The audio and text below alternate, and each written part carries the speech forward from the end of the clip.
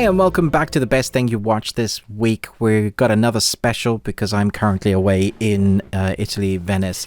So we're doing the best movies, top 5 and series that we've seen so far of 2022. It feels weird saying that. Chris from Movies and Munchies, Ruben from the Ruby Tuesday, thank you so much for watching wherever you're joining us, whether this is on the podcast or whether this is on the video cast. It's going to be an interesting week. I'm very interested to see what Chris has come up with because we haven't told each other what our lists are, but we have told each other how hard it was because actually, even with all the meh weeks that we go from week to week going, this week was meh, there was actually a decent amount of stuff that we still really enjoyed and thought were quality. So that's really good for media in general. But first, I think it's time for movie quotes. I'm excited. And because I'm in the future, we can't mention who won, but we will in subsequent weeks. So hold on to your horses. Let's do this. Okay. Wait. Tears. Tears. Okay. So you're telling me there's a chance? Good one. Okay, that is the first one. Second one. King Kong ain't got shit on me. No, that one doesn't stand out to me. Okay. Good. I like being stumped. I love these. Okay. I'm going to swear, so sorry. You just swear. You didn't. You're going to swear again. That's the. I'm going to swear again. Did I swear? What did I say? King Kong ain't got shit on me. All right, that's not even really a swear word, but this is a swear word. Okay, a proper swear word. Proper swear word, yeah. Okay. Wait, are we far? Okay, yeah, we're far enough into the video that YouTube won't instantly demonetize us. The YouTube will be all right. Okay, so, yes, you can always beep me if you need to, Chris, in the edits. Okay. English, motherfucker, do you speak it? Oh, I should know that one. That sounds really familiar. Yeah, it's an amazing movie. You've probably seen it a number of times. I probably have. It's just mind blank. Oh, goodness. Okay. Well, good. One of the very rare times you'll hear Ruben swear. Congratulations. Well, let us know in the comments what are the answers to these. We will give you the shout out when we return to our regularly scheduled broadcast. Ruben will be all rested and have been sailing through the gondolas sailing on the gondolas through the canals of Venice. Yeah. I would have come back with a tan or heat stroke. One of the two. One of the two, or yeah. Both. Hopefully neither. Well, maybe a tan. I mean, the tan's not bad, but hopefully not heat stroke so that you can enjoy the beautiful city with your family. So, indeed. Right. What's your question, Chris? All right. So, okay. What do you think is the best Alfred Hitchcock movie of all time? Oh my gosh. What a question. That's like asking someone that loves movies and has a film degree what's their favorite movie. Good Lord. I'll tell you what. By elimination. Okay. I think Psycho has been done to death, and you studied it in media, probably, if you did media studies or university. It's one of those that you've seen loads of times. So, yeah, still an amazing movie, but because it's studied and dissected, there are some films you can't watch too many times. So I'm going to take that one off the board. Okay. My goodness. 3 films that always come to mind that are his more popular ones, and I'll probably choose one of those 3. The Birds, because of the way it was filmed. Even today, it holds up as damn scary, but it takes a long time to get into it. He just builds story, and then he gets into it. And then you have Rear Window, which is some of the best storytelling you're likely to have. But the one I'm going to go for is Vertigo, because I don't have Vertigo. But after that film, the way it was filmed, seriously, dude, like I thought I did. Like when they open the door and you're like, whoa. Yeah. Oh man, yeah, for sure. I think probably Vertigo. I love Rear Window. It's an amazing movie, but yeah, I do too. Rear Window is tough. spectacular, and and that's what always bums me out when we get these remakes of it. And we've had a couple in years past, and there's coming out with oh no, it was a book. My wife and I were talking about a book by Riley. It was Sager. a series as well. And there was that Netflix series, which was it was weird, bonkers. And then we had the movie, which was almost from the same name with Amy Adams. Yeah. Not Rear Window, but the woman in the window or something like that. The woman in the window, the well over the house, behind the gauntlet. Yeah, exactly. For me, I go a little more obscure. Like I love Lifeboat. It is a very contained movie. So good. Strangers on a Train. I really love that one too. Yeah. My top though is Rope with Jimmy Stewart. I still haven't seen that. Oh my gosh. I remember you mentioning this before. Yeah. Yeah. It is so well executed, and I love that it takes place in one apartment, and that they would go scenes until the film ran out of the canister. So they would film like 10 or 11 minutes, and you had the production people moving walls so that they could continue to film the sequences. And I think, if I'm remembering correctly, at one point, one of the stagehands accidentally dropped a wall on their foot and crushed their foot and had to keep quiet because the scene was going and they were like in the middle of it. Yeah. So could you imagine? I mean, you've just broken your foot and you have to shut up and stand on it. So, but yeah, definitely, certainly one to check out. But I mean, he has so many great ones that, and I always love looking for where he's going to pop up, and if you've never seen Lifeboat, because it's out in the middle of the ocean on a lifeboat, it's not like you can just be wandering by, something like that. Very creatively done, his appearance in that. So there you go. All right. You ready to dive in? Yeah, let's do this. So we're going into our top 5 movies and series. Which one do you want to do first? I think we should maybe conquer one and then go into the other. Or do you want to do one each? It's going to get a bit confusing. Yeah, that gets really confusing. Let's go. How about we do movies? You okay with doing movies first? Yeah. Okay. Yeah. This actually was an easier one for me than the series was. Series was a lot harder to compile. Not that this one was easy, but okay. You want to go? You want me to go? Yeah, okay. I can start. Cool. So I'm going to rank them from 5 to 1, 1 being the best. And at number 5 is a new entry, Black Phone.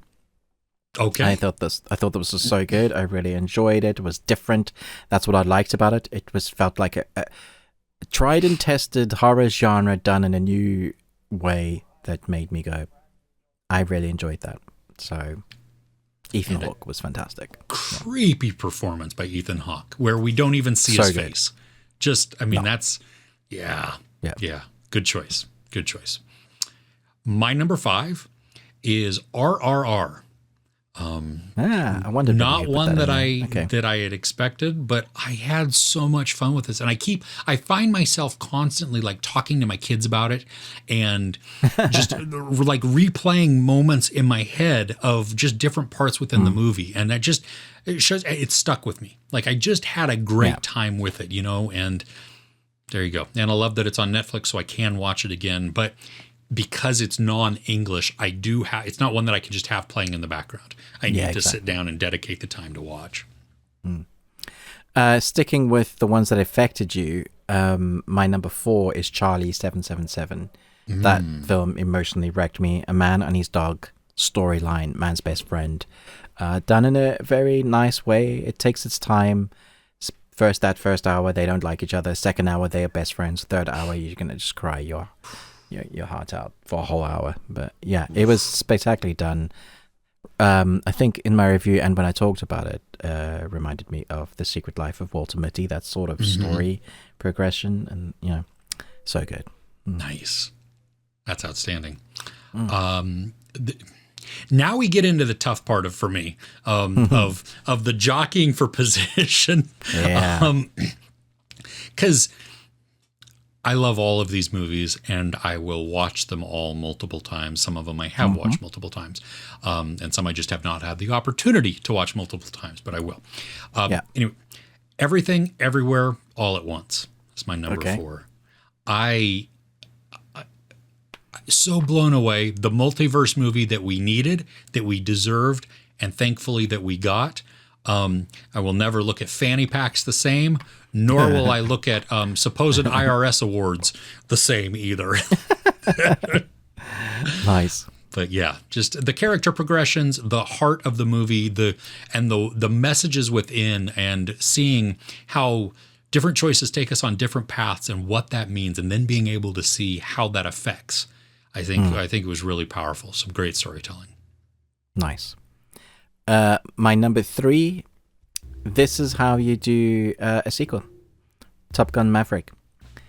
My number 3 too. Oh, nice. I absolutely love this movie. Like, I watch it again right now, and love every second of it. Interesting. My wife didn't like it, enjoy it as much as me.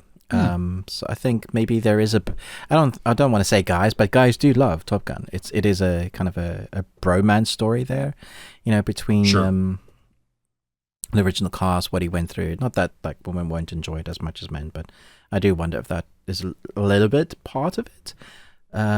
Or maybe just nostalgia, maybe how you grew up, what was nostalgic for you. And that was definitely a nostalgic film. It has aged somewhat, Top Gun, but the sequel, oh my gosh, talk about bringing 2 generations together, making it fresh and new for the new generation, but also just making fans of the original love those characters again, with actually a really fun story. Yeah. Well, and getting people back in the theater, like in droves. Brilliant. I mean, it broke the billion. So yeah, it did. It is, and it's still hard to get tickets for. I mean, it is selling out still, which I think that's outstanding. Yeah, we saw it again. So I've seen it twice in the theater, and I loved it the second time. I mean, knowing what's coming, and still find myself on the edge of my seat. Oh my gosh. Well, and the music too, the soundtrack and the score as well. Within all of that, I mean, but when it comes in, just expertly crafted. Yes. Yes. Oh, so good. Right on. Good number 3. Yes. All right. So what's your number 2? So my number 2 is also a new addition. I think a few people saw this at Sundance, but my number 2 is Cha Cha Real Smooth. Recently saw it, and I fell in love with this movie. I fell in love with the characters. I don't think you enjoyed it as much as me. No. But yeah, I love the characters. Reminded me a little bit of the one that won last year, that sort of family dynamic. Oh, Coda? Coda, yeah. I don't think it's as good as Coda. I think Coda is a unique anomaly when it comes to that. But I could probably put this on again and enjoy it straight away, which is why it's up there for me.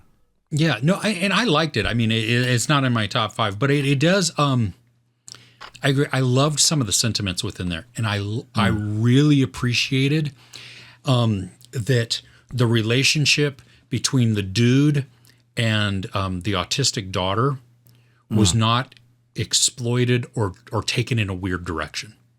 That it was just a pure friendship and care and concern, and that always worries me sometimes when you have a character like, what are they going to do with this and how are they going to spin it? And you never know how they're going to, if they can do it right. Yeah.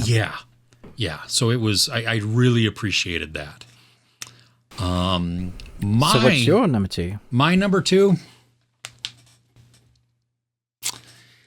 The Unbearable Weight of Massive Talent. I didn't realize you loved it that much. Oh, great. Okay. I had a blast with this movie. I really did. I mean, it was, we talked about it a couple of weeks before because you had gotten the Blu-ray 4K, and the relationship, the friendship that develops between Nicolas Cage and Pedro Pascal, and just that buddy type of action movie that begins, and Yeah. I had a blast with it. I laughed through it. Can't wait to see it again. Yeah. Nice. Awesome. Okay, so before my number one, just going to do my honorable mentions. Gotta have The Northman in there, just for visual story alone. I'm not putting it as in my top 5 because I just don't think it's as accessible as films I like. Although it's probably the most accessible of the 3 that Edgar's has. Yeah, I agree. Funnily enough, like between The Lighthouse and Vitch, but visually, oh my gosh, probably some of the best visuals you'll ever see in a movie. But I know a lot of people came out and this and went, "What was that?" Yeah, I think that was the marketing too, that they were deceived or came in thinking they marketed a movie. Viking action movie and it wasn't that. Yeah, not that at all. No. Belle or Bella is a anime movie that came out this year, and I was thoroughly entertained by it, but mostly again for story building. So there was some action in it, but between the visuals and the music, this was a lot about. I was absolutely blown away by. Before I mention my last honorable mention, I wanted to mention Hustle, because I think people are just not talking about that film enough. I think it's an amazing sports drama movie that ticks all the right boxes and is up there with some of the best. I really do. I think it's Adam very Sandler. good. Yeah. Dude kills it. Dude does kill it. He always gets squashed by like the Academy for like the roles he deserves to be nodded for. So anyway, my last one, which I almost put in place of Black Phone, which I still kind of think about it, is Fresh. I think Fresh is fantastic. It just blew my mind. It went from, yeah, I'm this type of film to, no, I'm this type of film. And then I was like, oh, I love things that take me by surprise. And I should have known from the director of Raw. So, but yeah, those are all my honorable mentions. Do you want to do yours? Yeah, and let me just say, Fresh is messed up. Loved it, but it is messed up. Okay, so I also have The Northman in my honorable mentions. The Black Phone is in my honorable mentions. Okay, cool. And that was tough because I really had a blast with that one as well. And I know why it's on your list for all the same reasons. I mean, it's just very creatively done. My last one that I'll do is I'm all shook up. Elvis. Nice. Yeah. Now this, I mean, I thought that might be your number one, actually. Yeah. Well, I really enjoyed it. I really did. But it, when I think about rewatchability, I'm not sure how often I want to go back to it. Yeah. You know, like I can understand that. So it was a lot. It was visually kind of exhausting by the end of it. I loved it, came out of it really enjoying it. And the more I thought about it, I liked it even more. It's just not one of those, that I rush back into. So okay, cool. I guess I'll do my number one. You've actually already mentioned it, but I didn't want to say. My number one is Everything Everywhere All at Once. I just this film, you told me about it, and you even like with your review, you kind of got me ready, and I knew what was coming, but I didn't know what was coming. And it makes me even more disappointed with the Multiverse of Madness. Like to think that those two exist in the same year. This was the far better multiverse storyline. A friend of my son's, one of his good friends, recently watched it. He said, "You told me to watch it, and I thought it was going to be, this multiverse story. You didn't tell me it was going to make me cry," and that, and that was the effect. I was like, "Yeah, then that's why it's my number one." Can't go wrong. It's so good. Yeah.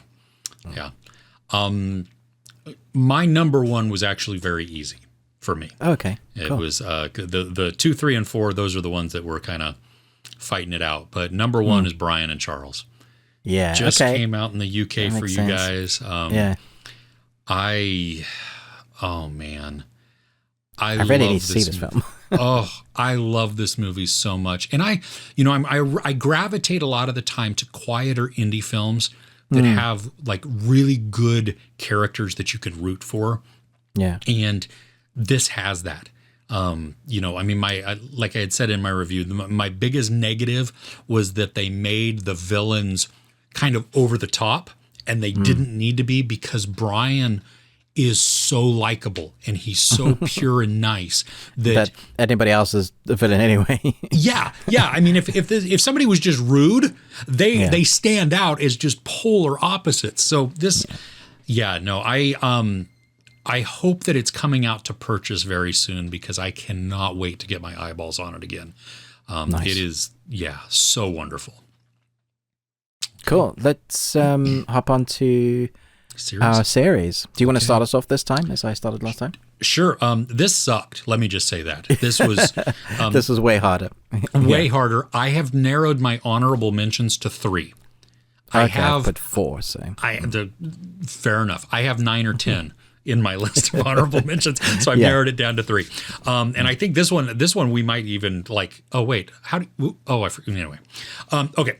Number 5 is the Amazon sci-fi-ish noir western Outer Range with Josh Brolin. I haven't finished this, so I don't okay. know. It mixed results or mixed reviews from people. You know, some found it very boring. Others were absolutely sucked into it. I was one of those that was sucked into it. I had a blast with it, and just the intrigue that is built, and the scheming, conniving, and the mystery within there. Like, I think Hopefully I know it's where not it's cancelled, dude. because seriously, don't do it. Okay. Yeah, no. Yeah. All right. My number 5, and let me tell you, I struggled with this. I really. Okay. Stranger Things season 4. I thought it was. Oh, nice. I thought it was a phenomenal series. It ended on a high. When I started out, I wasn't sure it was going places, and I was like, "You're taking your time a bit." But as each episode kind of did its own thing, really, as part of it felt almost like individual stories, but they were furthering the plot. And then we got to that halfway break, and I was like, man, why did you do that? Those last 2 episodes wrap everything up in a way I wasn't expecting, give me such a big whoa, and keep me on a 2.5 hour, especially that last episode, just tense the whole way through. Just don't let it up, except for the new character, that the pizza guy. Argyle, my dude. If it wasn't for Argyle, I probably wouldn't have breathed for the 2.5 hours of that, finishing all those storylines. It was just amazing. I loved it. Loved it. Yeah. Nice. Okay. My number 4, another Amazon series, The Boys. The evisceration of right-wing America. Oh my gosh, through satire. It speaks to you. I have been loving watching the tweets and everything of people, like when they finally realize that they are the villains that The Boys has been making fun of. I don't know how you missed it. I don't know how you didn't see it. How you did but whatever. Okay. And oh my gosh, it's so good. The satire in this show is incredible. And I mean, I had rewatched before season 3 came out. I rewatched the last couple of episodes of season 2. And even though they are like, I don't know, 1.5, 2 years old, it was like they were written a month ago. It was insane. And just, punch after punch. Characters you love to hate, you know? Oh, yeah. And I hate too. I hate it that I felt some sympathy for Homelander in this season. That I was like, it made me very conflicted, and I didn't like it. But that speaks to the quality of the writing and the way that the show is able to execute these characters, and then the actors for bringing it. So nice. Okay, my number 4, Shining Girls. How did I not? And the only reason it's at number 4 is because when we dissected it, there was some stuff that just didn't quite sit right. Sure. And didn't quite fit. But as an experience of a one-time story that kept blowing my mind with each episode and kept me guessing as well, I was like, this is enthralling. And the acting is phenomenal. Jamie Bell's amazing. And obviously our protagonist, she is incredible. Moss. Elizabeth Moss, yeah. Yeah, such a ride. Loved every episode. Awesome. Okay, so my number 3, which is funny enough, I watched the entire series this year because I had been behind and had never seen it, and it ended this year. The Last Kingdom. Oh, right, yeah. I don't even have... I had a lot. See? Yep, I know. I had a lot of fun with it. I mean, does it have some issues throughout? Yeah. But it's even rote and predictable in spots. And sometimes it get like some of Uhtred's, his arcs become what are you a little doing, tired. Uhtred? Yeah, exactly. Yeah, just a little tiresome. Like, dude, stop. But I was engaged. I mean, I was intrigued. I was like, couldn't get through the series fast enough. It was just like, yeah. When characters die, you shout at the screen. You're that invested. Yeah. Yeah. And some of them you're like, you better not kill, X off because sure. Yeah. Nice. Great choice. Yeah. I think we binged the whole lot kind of round about the same time to get ready for the final season. And we were like, why have we been sleeping on this? This is so good. How did I miss this? What in the world? Yes. Yeah. It's a great choice. Okay, so my number 3, Pachinko. Good gravy. The storytelling and the cinematography alone in this will have you in tears, I think. Episode 1 will have you in tears, so never mind. Like, my goodness. And then it just builds from generation to generation. It's a very interesting look at the issues that were very real and still real. Mm-hmm. I guess I'm not surprised, but you told me they'd been picked up for, is it 2 and 3 season? Or was it just 2? It's definitely at least 2. I'm not sure if number 3 or not. Okay, but yeah, so, amazing story. Nice. I need to finish it. I'm like 3/4 of the way through, I think. Nice. And it's a slower story. It is a slow burn. Rich though. But yeah, exactly. Yeah. Like each episode is almost its own story.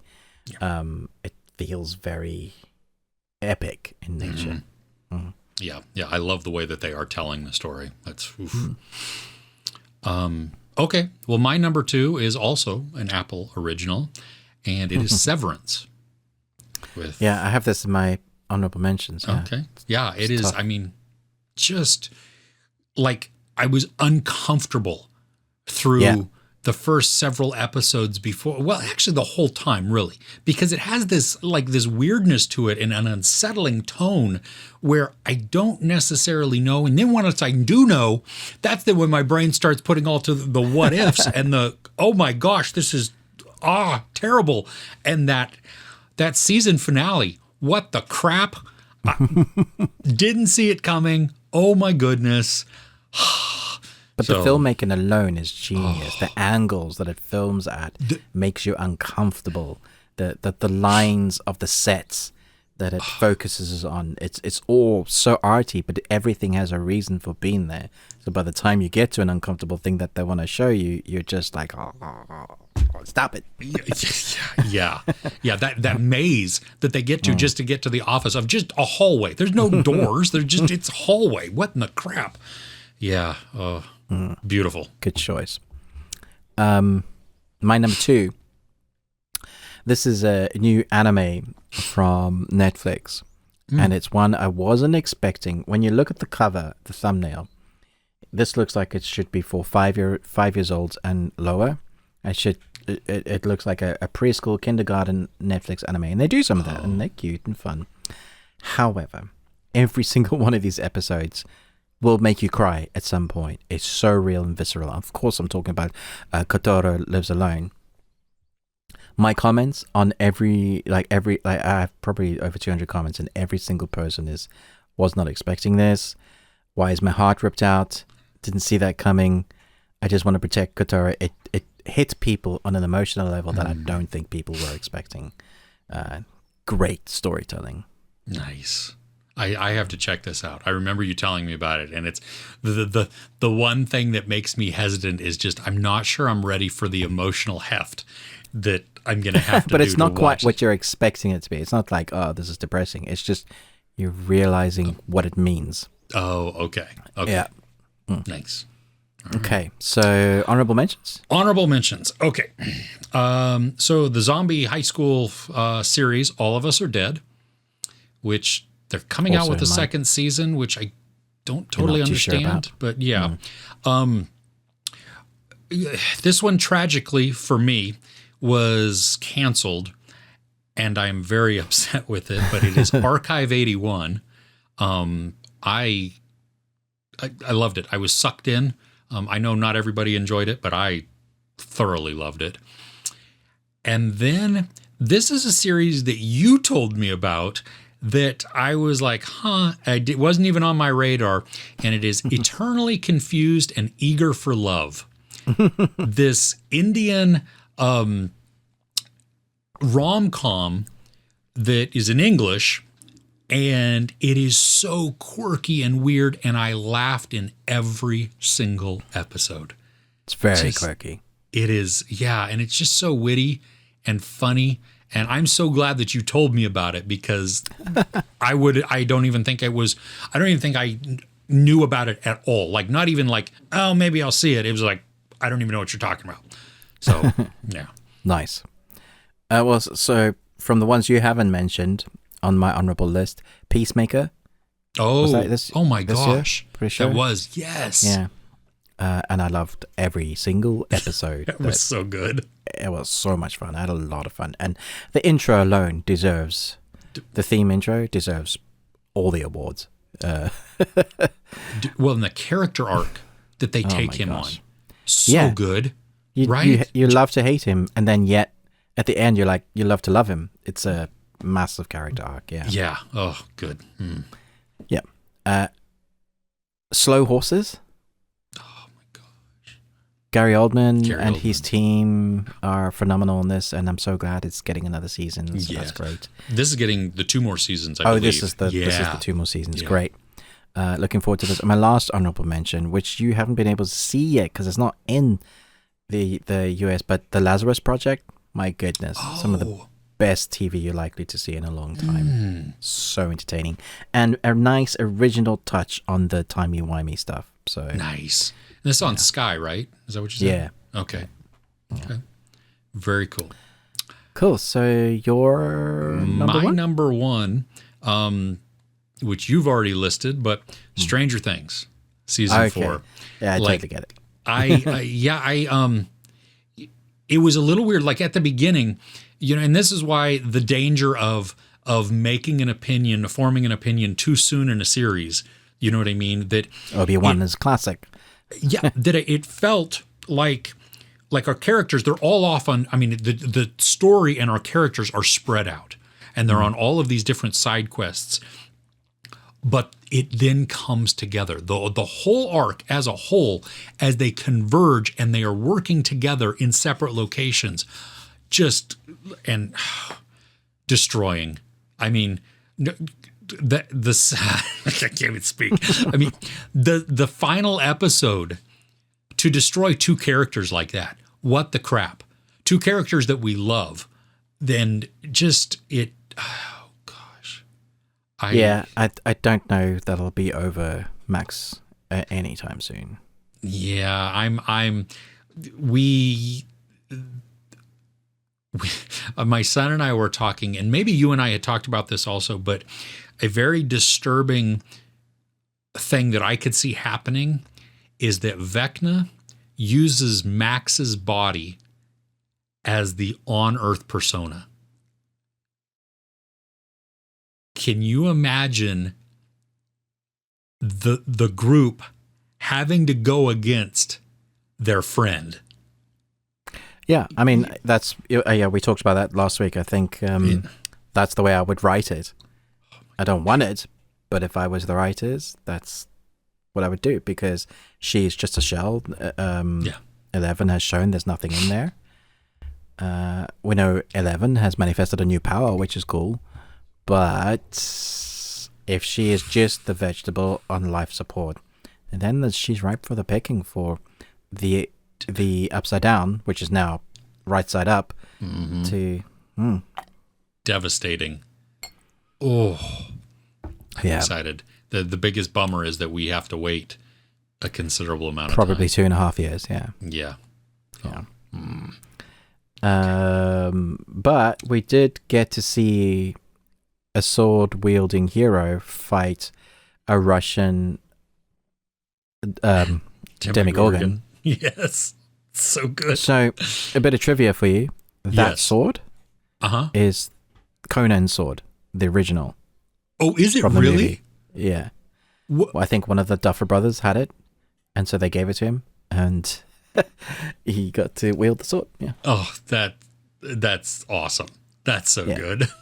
It makes it even more because of 80s nostalgia. Yeah, absolutely. Yeah. Fantastic. Yeah. Wonderful. So much fun. My number one, which you've mentioned already, and I just kept quiet, Archive 81 was my favorite. It reminded me of the sort of series that we were so in love with the people doing this. Mm-hmm. Yes. And when they announced the cancellation, I was gutted because I really wanted more of this world. And I tried listening to the podcast and I just can't get into it. I couldn't either. So, yeah, I really wanted more of this world like they did it. So, my favorite series, but it feels like Firefly all over again. It was ahead of its curve and people just didn't get it. So, I didn't watch a lot. Or they just didn't promote it as much as it needed to. Well, they needed to. Yeah, it's so disappointing because that was, because this came out at the beginning of the year, right? Like in January, I think. And like it was a great way to start off the year. Such a great way. It was like, this is fantastic. Yeah. Yeah. Yeah. Disappointing. Very disappointing. Well, okay. Well, let us know. What are on your top movies and series that you've watched? Let us know in the comments. That would be, I'd be, very curious at what makes it because there's a crap ton of content out. And I know that we're not even, we had to whittle it down just for time. Yeah. But barely scratching the surface. Yeah. Oh my gosh. Yeah. So, yeah, let us know. Like, share, subscribe. Ruben with the Ruby Tuesday. Chris with Movies and Munchies. You can always tweet at us at Best We Watched. You can also check out our podcast, which this one won't have necessarily an extended edition, but we normally do that. You can listen anywhere you listen on podcasts. If you just search the best thing we watched this week, you will find it. And if you head over and listen there, if you could rate and review us, we would really appreciate that. And finally, we have a Patreon opportunity at patreon.com/thebeardedones. And good gravy, there is a ton of stuff on there. You'll even see probably where we do a movie quote quiz off. Is that the right way? I don't know if that sounded weird, but we challenge each other. And there's all kinds of discussions on there, from travel to our current state of what we think of media and how movies are progressing, to even spoiler reviews. So it's all a bunch in there. We invite you to check that out. See if you would like to partake and support us in that way, because it does help out the channel and cover some of the production costs that go into making this. So with that, we thank you so much. We'll see you next week. Take care.